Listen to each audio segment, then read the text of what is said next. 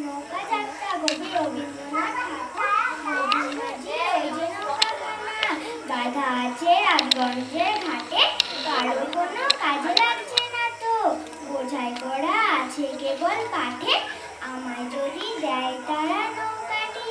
আমি তবে 100 দাদার আটি, কাল ধুয়ে দিই 4টে 5টা ছটা, মিথ্যে ঘুরে বেড়াই না গো হাটে।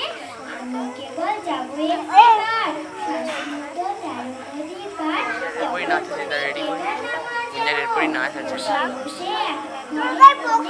আমি তোমার যাচ্ছি না কো চলে, রামের মতো তোমার পায়েও তো দাঁড়ে, আমি যাবো রাজপুত হয়ে, হয়ে আশুকে আর সাথে সাথে আমি কেবল যাবো একটিবার, শাশুড়িতো 13 নদী পার, ভোরের বেলা